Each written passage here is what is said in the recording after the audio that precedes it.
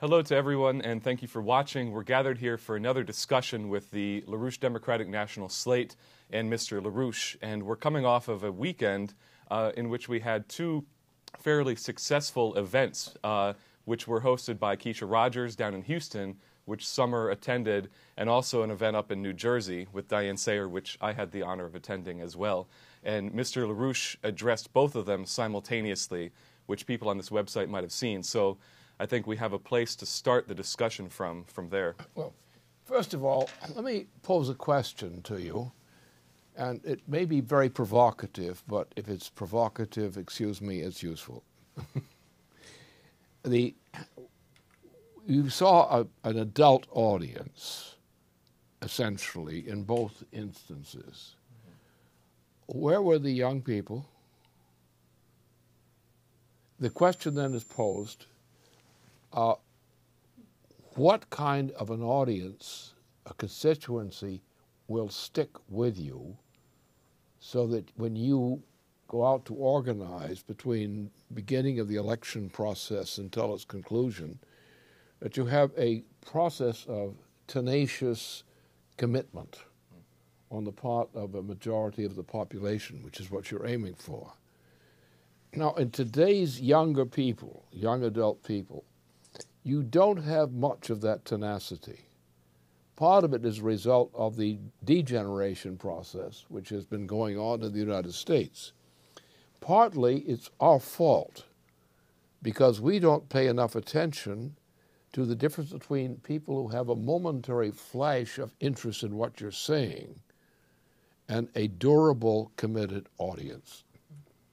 And in particular, our biggest problem is in the young adult audience. That's where the biggest problem lies. Now, not only do you have to attract young adult audience as a constituency, you have to ensure that it sticks and grows. Now, the first thing about sticking and growing is, are you sticking and growing?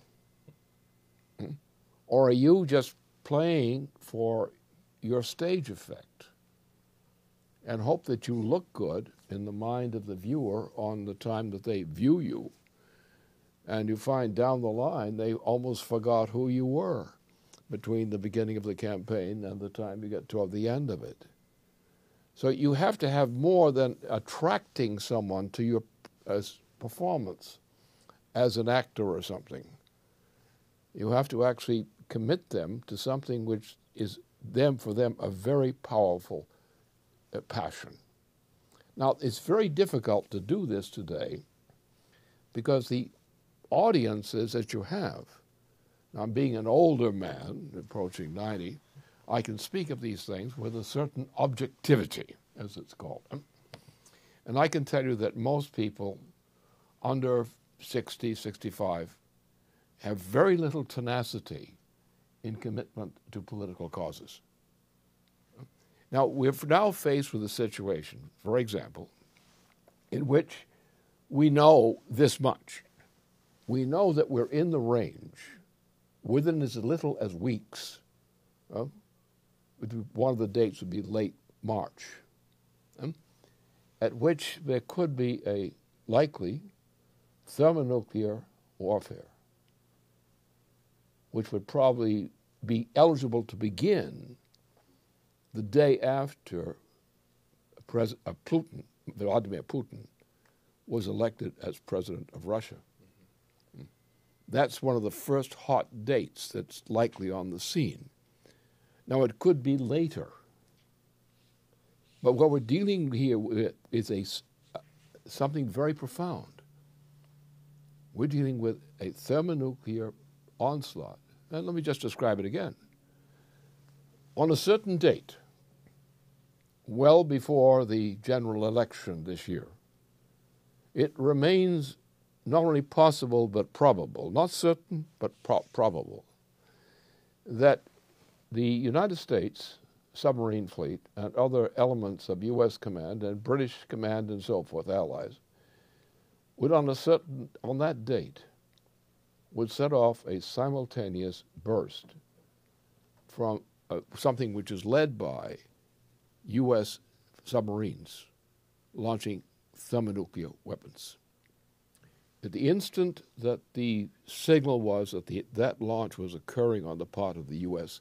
submarine fleet in the Pacific, for example, then Russia and China and other nations would launch their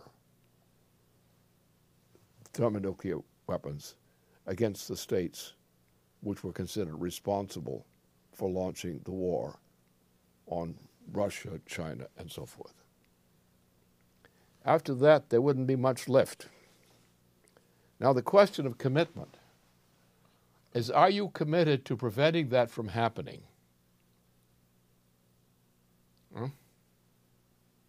Unshakably. Now, what can you do to induce a population out there, especially a younger population, which has no real commitment to anything? And how can you get them to have the guts? Look at your members of Congress. The members of Congress are generally juvenile by these standards today. Virtually none of these members of Congress right now would stand up to act to prevent a thermonuclear war from breaking out. They wouldn't even join in pushing through Glass-Steagall, unlike the adult audience that we addressed in these two events this weekend. And you find that the younger the generation is, the more degenerate they are morally. Degenerate in the sense that the commitment to anything except their own pleasure or choices of taste is more powerful to them, in fact, than life itself. You have, so what does this mean? What's this kind of commitment I'm talking about mean? It means that essentially that you know you're going to die anyway. If you don't know that,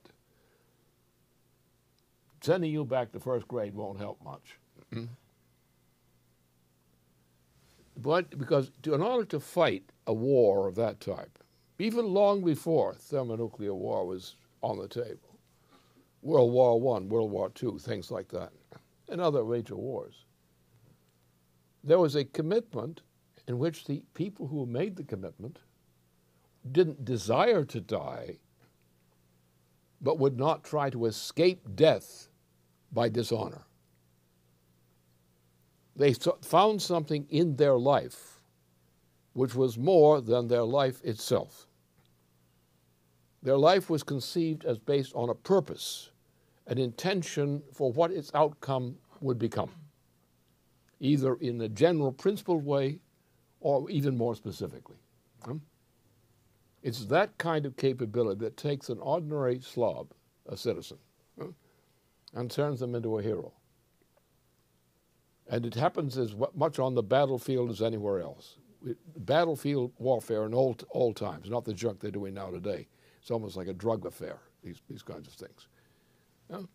And you don't have the commitment out there. And you think you're having a favorable impression on an audience. How much will that buy you on the day the firing starts? Because the meaning of life does not lie in the possession of mortal flesh. The meaning of life lies in what your life will have meant to humanity in times to come. Otherwise, your life isn't worth anything, is it? If your life isn't worth something important to people who will be dead, then your life has no purpose whatsoever except an accidental one. And it's very difficult these days, particularly with a sloppy sloganeering type of, this will be good for us, this will be bad for us, this will be good for us. The very people have the real kind of guts, which is not some kind of bullying around, but a real commitment to say that there are things for me which are more important than my life itself, because they can turn the meaning of my having lived. And if you don't touch that, you won't solve the problem I saw when I saw two audiences with middle-aged or older people in two locations, in Texas and here in New Jersey. if you don't have that kind of thing, you do not have yet discovered what makes you an effective candidate as an advocate in a political process. If you're trying to put on what you think is a good appearance, walking out of something and getting applause for the moment, and then they'll go over to the next campaign and they'll do the same thing to them. Why not? Because they say, what I'm getting as pleasure out of my living now, what I experienced last night, for example, is reality. I got money. That's reality, buddy. The problem why the world is full of such victims, as in the transatlantic region, is because most people today in the transatlantic region don't really believe in anything except their own sense experience and not knowing the pain of the moment they're going to die.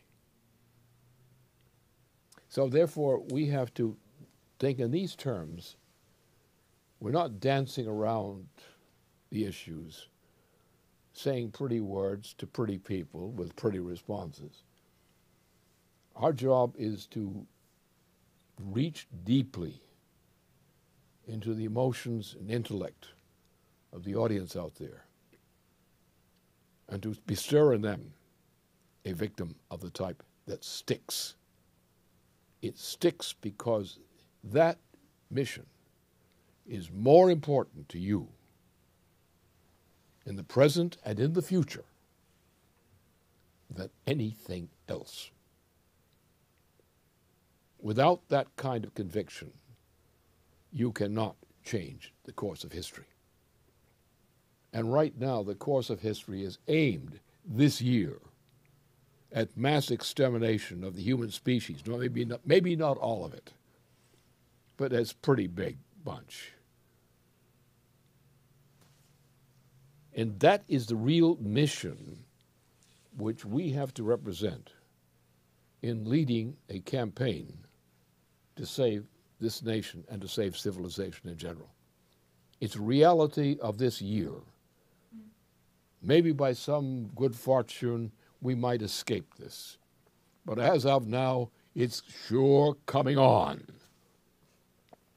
And the first thing to do is to examine yourself, not only in a general way, but any time you make a speech, any time you make a campaign pitch, any time you make a programmatic statement for commitment, that, look in the mirror, look at yourself saying that, and ask yourself, what's the intention that you're tending to implant in the audience to which you are speaking?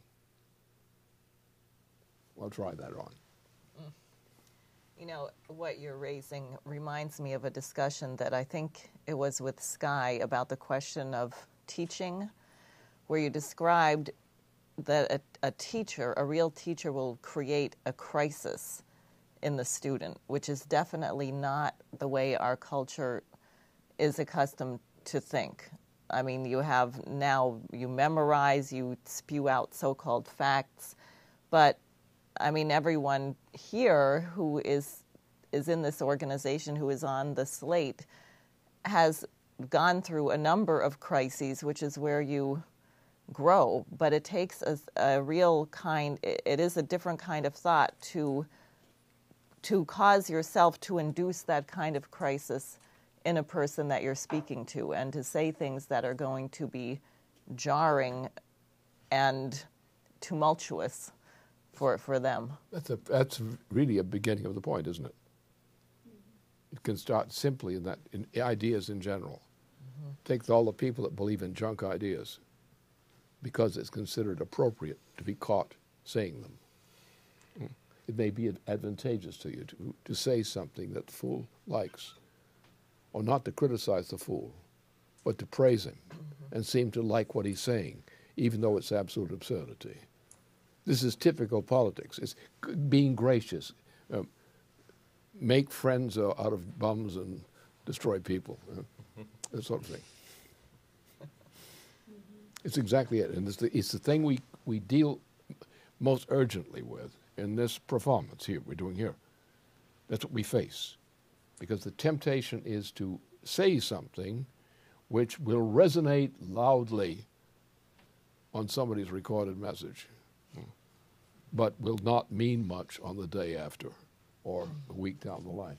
I mean, we have this in organizing. I've been organizing in various ways in a long time.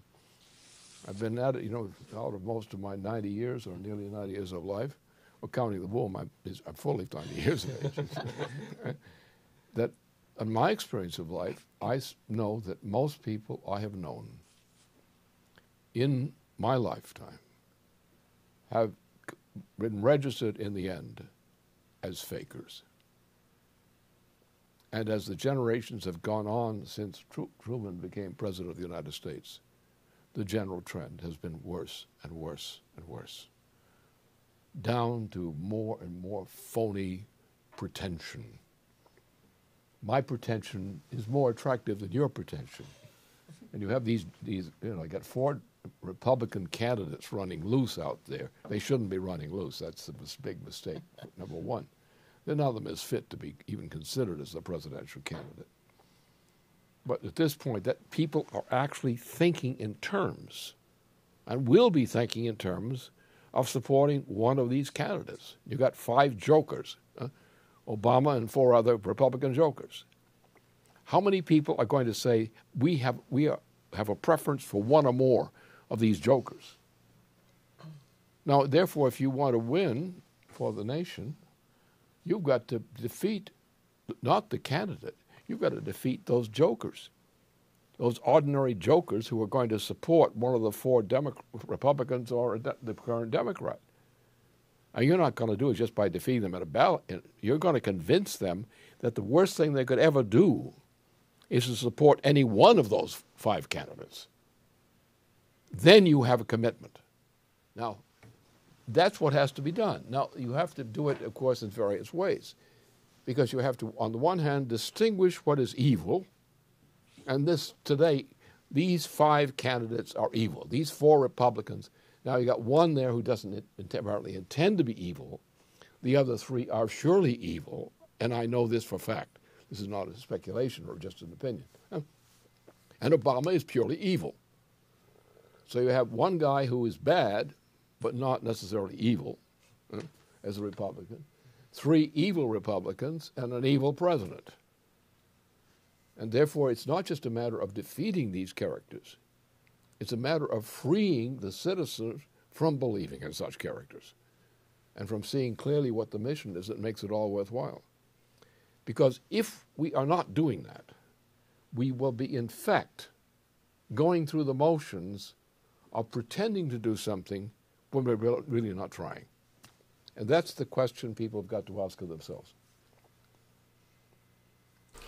Yeah, I know that you can really see a shift in the younger population. I know a lot of us have been going onto the college campuses, and you look at a rapid degeneration of the young people and a demoralization. A lot of these people, the 18 to 24-year-olds are working 3 jobs and going to school. So it is very true what you're saying, that there's no longer that sense of mission.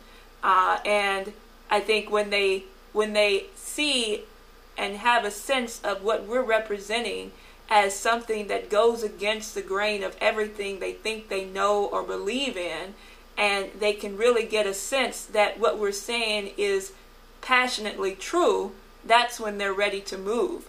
And I know one of the things in terms of what Diane is saying is that this is the commitment of our organization to this, not just the younger generation, but to the future of the next generations that are going to actually lead civilization out of this crisis. Because as you're saying, we're on the verge of thermonuclear World War III. We don't know whether or not we're going to survive this. And so it's going to be the moving of the passion and the commitment of of this generation to take the leadership. But on that, I think I'd like, to express again what you've been saying, Lynn, from the standpoint that after the strike on Pearl Harbor, after the attack on Pearl Harbor, the generation that you had that emerged, that committed their lives and put their lives on the line for that mission, for the nation, because they had leadership. They had visionary leadership under President Franklin Roosevelt. That no longer exists. And we have a commitment to actually giving them that leadership that they know, that the nation knows, that the younger generation knows, that they can commit themselves and must commit themselves to a mission once again.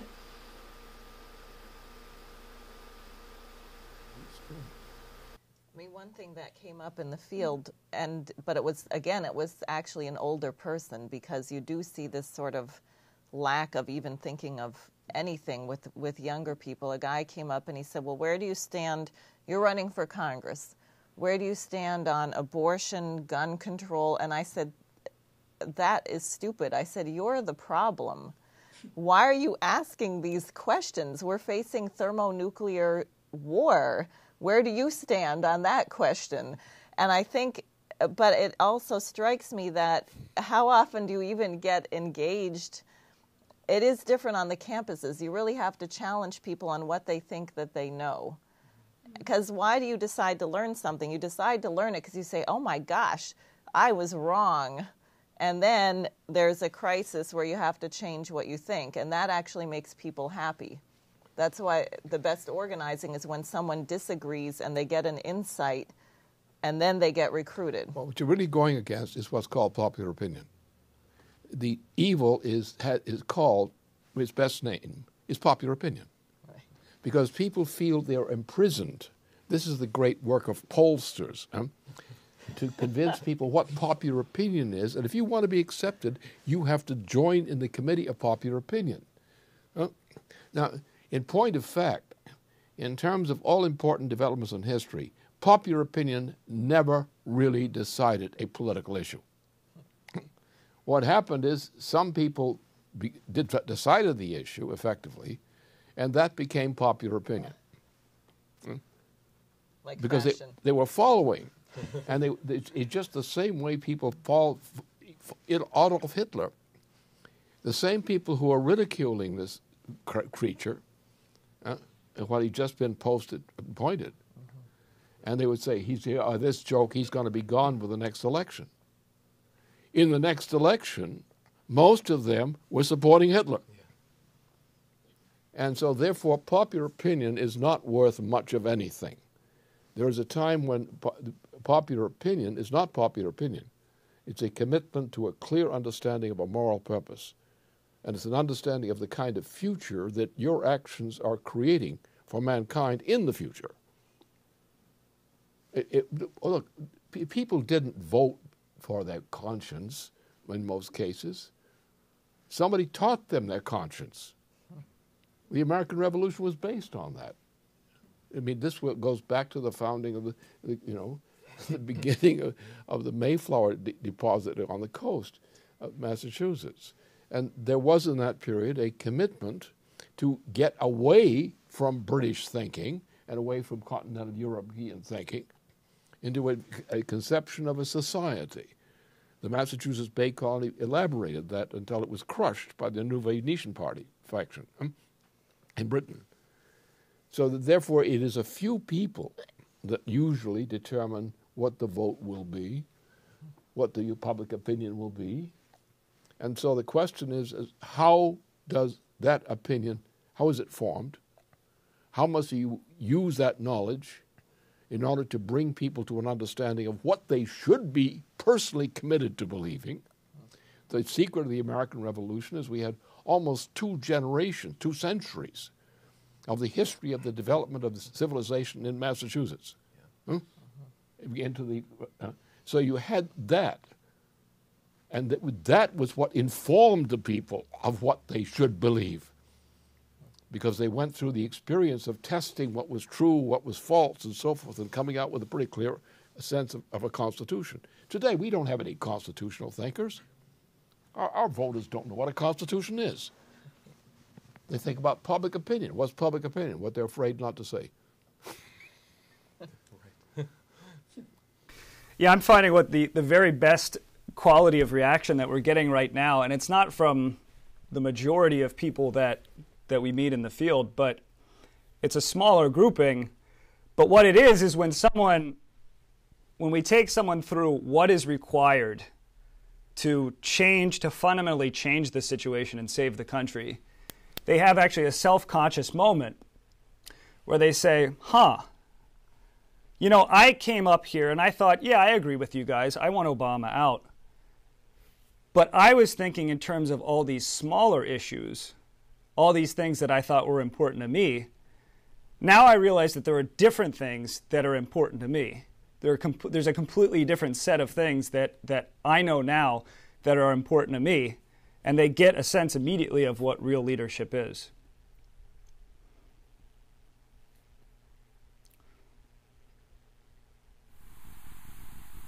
I've found also, going to some Democratic Party events around here in Massachusetts, that, there's definitely this line that says, no talking bad about Obama, no discussion of policy whatsoever. All we're going to talk about is whether the Democrats are going to win the next election.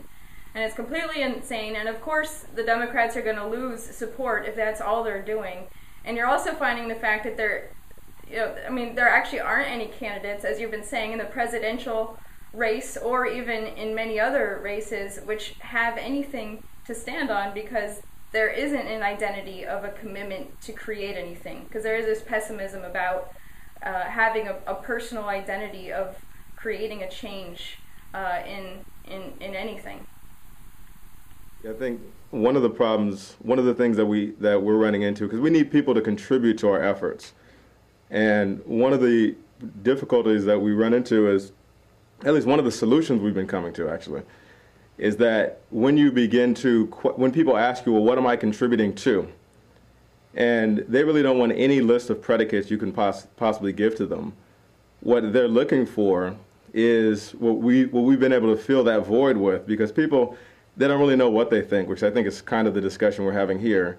A lot of people say, I have I have my list of what I have been trained to think. But in reality, they don't really know what they're thinking at any given moment. When what we're doing is presented to them, the most beautiful part of what we do, which is the Renaissance question, that we're really out to create a Renaissance. And this kind of trumps any idea that this is this kind of a part-time job, we're against Obama, and then when that phase is over, we're done with what we're up to. But it trumps every potential any potential thought in the mind of the people who you're talking to that you're going to give up. It gets trumped when they get a sense of you expressing what it is we're really trying to do, which is create a Renaissance, create a future for humanity. That when that's presented to people, they're actually willing to contribute to what we're up to, as opposed to anything else. They want to support us in that effort. Take another question, take another aspect of the same thing. What's a good issue for any American citizen who's going to vote? What's a good issue?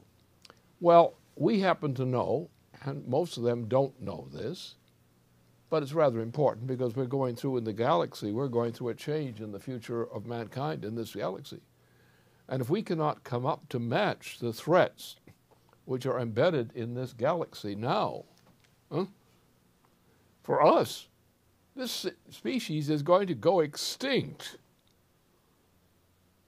Therefore, people who are not concerned about space and space exploration and sending rockets to the moon and things like that, if those items are not leading on their agenda, they're not real. Because we have entered a period in which what is beginning to happen now, already, within this solar system, is we're facing issues of a type that mankind's only been around for about 7 million years, you know. And mankind has never before experienced what the galaxy and even Earth has experienced many times before. Mankind never knew what a dinosaur was. Everybody talks about them because they're gone. You can talk behind their back now with quite impunity. But the point is the issues of life, the issues of dealing with the menace to human existence within this solar system depend upon our developing forms of power of which we have knowledge, not perfect knowledge, but we have knowledge of them, and using that knowledge to defend mankind's existence even within this solar system. And who doesn't have that on this basis? Who is saying don't use thermonuclear power? Who's saying don't even use nuclear power? Who's saying depend upon green when green won't be even at your funeral? And you think about the things that people adopt as policies, include on their agenda. Can you convince these poor fools to stop being absolutely stupid? Or are you going to try to get one of them to support you by appealing to their instincts and their desires? Don't you want to tell them, hey, you damn fool, stop being an idiot? Nobody needs you. We've got plenty more idiots just like you. You have no unique value to humanity. We've got as many idiots as you represent already right now. We don't need more. We don't need your opinion. What we need is people who can rise to the standard represented by the challenge set before us. Now, for example, if we're going to get to Mars in 1 week span of time, which we can do in the future if we keep these greenies out of our hair, that's exactly what we can do. Well, that's going to be a little bit of time, isn't it? We're talking about, the number of years to go through, generations to go through before you can do that. So you're actually committing yourself to save humanity in the future now, because there are missions we have to perform which are defined in a sense as comparable to a Mars mission. These missions are required if we're going to defend future humanity. And we don't know how soon that's going to be. We don't know how soon some big rock out of the system out there, waiting out there, is not going to clobber Earth, and Earth might survive, but you won't. Your species won't. Are you concerned about that? Do you believe you're going to be ready to start now to get the U.S. government to launch a program which will bring us to the point, say within a generation and a half or 2 generations, to get to Mars in a round trip 1 week each way? That is a feasible objective, and it defines many other objectives which also are achievable. Are you going to say we're no nuclear power? Are we going to say no, do all the things that Obama's been doing? Can anyone who supports Obama really consider themselves a loyal member of the human race? And this is where it comes back again. Our identity lies in the future which we are participating in creating. That is the real meaning of immortality. Is your life being conducted to such a purpose that you are an immortal even after you've died? Because you did something or contributed to do something which made possible the continued existence of the human species. If you think that way, you're really a citizen. If you don't think that way, you're just a bum. And our point is, that is what we have to get across. We have to get people inspired to recognize what a human being should be. Let's say, be a minch for once. Cut this crap out. Be a real human being. Devote your life and people around you, just bestir them to commit themselves to things that make their life mean something, not a piece of crap that's more easily forgotten than remembered. And that's our job. It's our job as in the candidacy process to get that point across. Because if you're not going to get that point across, you're not going to do a damn bit of good. Well, what you're raising now reminds me, and I don't know the details, you may know them better, about an incident that occurred during the Manhattan Project where they had to bring these 2 elements together to get a reaction, and something happened and they broke the container. So they knew that the whole room was going to be radiated. Yep. And the person running the experiment told everyone to circle their feet with chalk because they wanted to know the effects. Everyone ended up dying, but at different times, and they had the record of how far away they were from this explosion that they could know the effect of the irradiation, which is a really incredible thing because you think about the dedication of the scientists who realized everyone in this room is likely to be a goner. Why don't we learn what we can learn even in our last act about this? It's often been a case in warfare, but it's only recognized by sane people in warfare. The insane, wild person just dies. They're killed. The sane person in warfare faces death with intention. Not the intention to die, but the intention to die in the process that you're doing something important for mankind. And that is what is lacking, and that's the point you have to get across to these citizens out there if you want to win this election. Not for yourself, but for mankind. Yeah, that brings to mind two things. One is that the Sullivan-Ballou letter of this state legislator who ended up going to war on the side of the Union, he wrote this letter to his wife before he was going to go, and he said, I'm going to war because I know that if I don't go to war, even though I love you, if I don't go to war, there's going to be a burning sensation of myself that I let the Union down. And then secondly, more broadly, anybody who decides to be an explorer, in my view, who decides to go out and say, I'm going to be the first person to make that trip on the 1 week span to Mars, it seems to me to be the equivalent of, well, once you don't have wars anymore, because we won't need wars any longer, once you don't have wars anymore, where does that historical, courageous side of the human individual, what happens to that? Where does it go into? It's going to be in people like, today's the anniversary of John Glenn orbiting the Earth. That kind of heroic deed that void is going to have to be filled by something. And going out, exploring, figuring out the universe, which we will never come to an end to, that you're going to have people like that, the moral, I think what you're bringing up, this moral side of the individual who decides to go to war, who's not just the madman who says, I might as well end it all, so let me do it in war, or something like that. Just consider the person who won't do that. Consider the person who's confronted with that as a reality of what life means, and who refuses that. What are they? They transform themselves into human junk. Their lives are shame to the rest of mankind.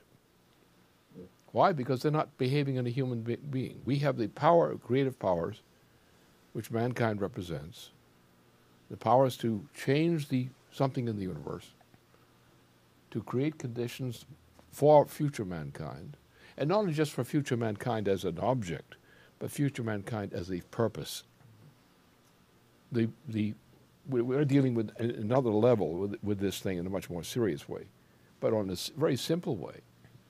If you drag people down, if you're a teacher and you refuse to teach competently, if you suppress things that people should know, children should know, and so forth, you're a crumb bum. But I'm doing what I'm told to do, they will say. Well, yeah, a crumb bum. They told me to be a crumb bum, and I'm a crumb bum. What do you got to say about that? We crumb bums will stick together. And this is precisely the hard issue. If you want to talk about this election, when you know there's very little chance of survival of mankind under the current policies of the current candidates for the President of the United States, there's very little hope for mankind from people like that and people who follow them. And therefore, we have to think about by what method and in what direction do we act to keep those people from becoming the bums they're about to become. This is what it means saving, a human life, is saving them from becoming the bums they are by devoting them to a purpose for mankind in the future, a purpose of the human species.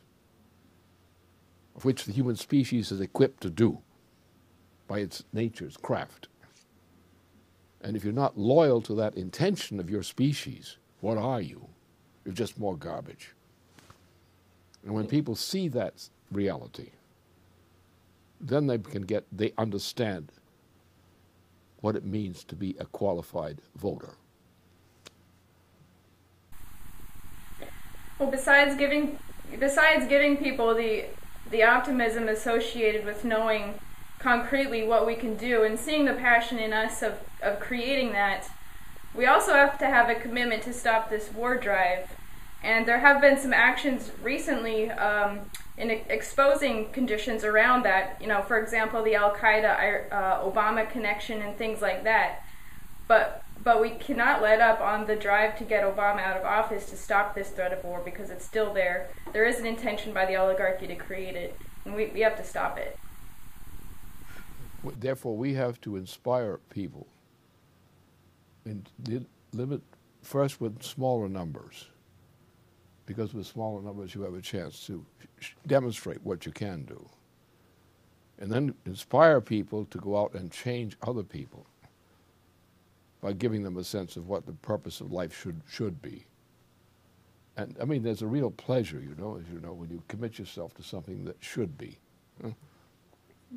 And that's the power. And you've got to inspire people with why should I do this, they say. Because you want to feel good about yourself without being a faker. And that's the most common expression of goodness in people. They want to do something good. They want to know what it is to do good. The Cotton Mather's famous slogan. We exist to do good. The purpose of mankind is to do good. It was on this principle that the United States was founded as a nation. The concept of to do good. And our job is to do good and not to fake it.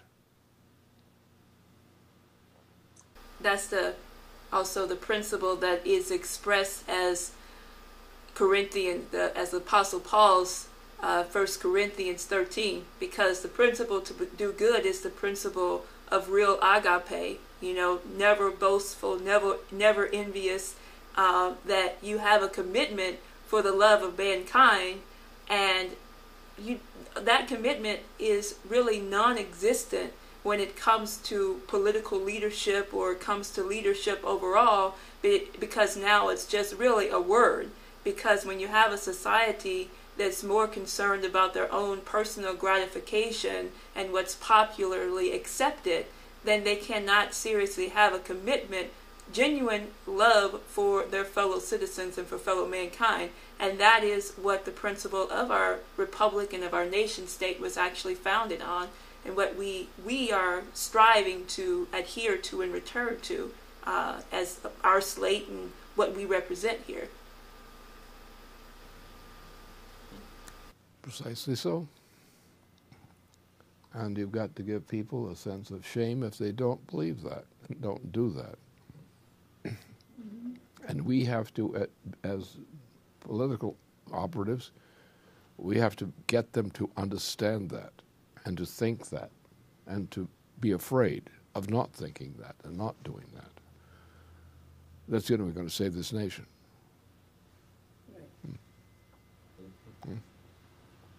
That means you've got to go at politics that way, not with the successful getting the most votes. We got the most votes against your people. You ought to be ashamed of yourself for that, you immoral bastard.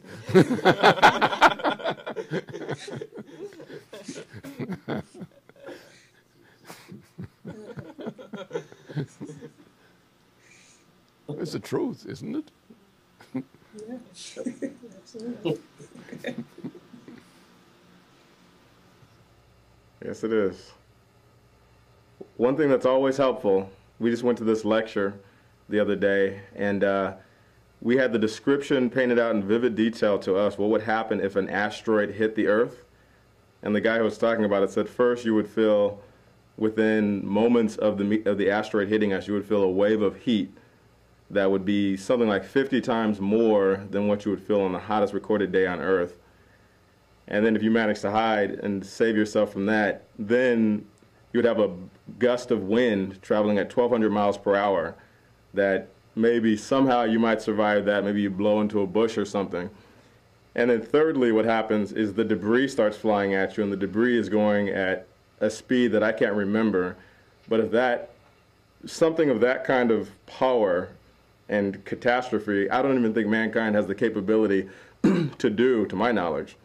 And so anybody who's hesitating on saying we have to do something very quickly, and we're sitting here, he said we saw about 8,900 near-Earth asteroids since we really started making an effort to monitor them in 1996. And so we're just sitting here, sitting ducks. It's a real deal. It's real for people to think about. But I have a gun. They won't get me. Right. Queen Elizabeth II will be on her royal yacht. Right. But I don't think she's going to survive that either. Our job is to impart that sense of reality to people.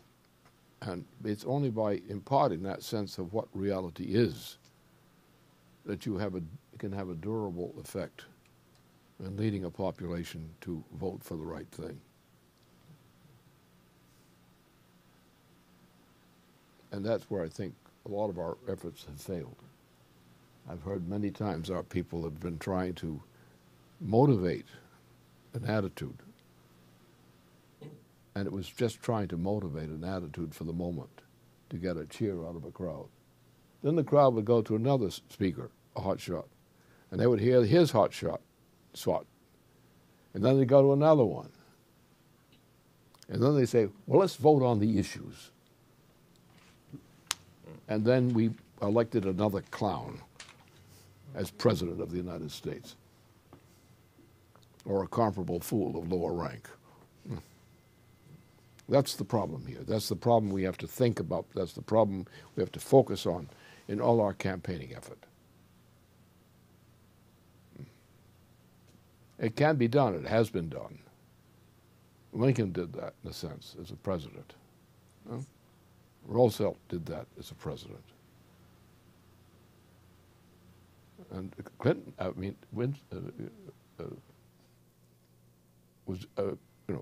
others have actually done that. Like John Kennedy. Yeah. Same thing. Is the commitment to do good in a real sense, and not to buy into cheap shot kinds of popularity. That anybody who wants to vote on the issues should be imprisoned if they're running for office. And it's that we really should be celebrating on this President's Day weekend. That's the image of the new presidency, I think. Yes. Yes. We have 5 presidential candidates whose views are more or less criminal. Why don't we have any other presidential candidates than those? Isn't that a rigged operation? Yes. I think if you tell the truth straight, as best you can, you're doing the best you can. Don't wait till you become perfect, a perfect orator or something. Just do what you can. And it will all add up in the end. Some will be better at it, others will be less good at it. But if we all do it, it's the only thing we can do that makes sense. Okay. I think that's a good place to conclude. So thanks for tuning in, and we'll be back with the same format next week.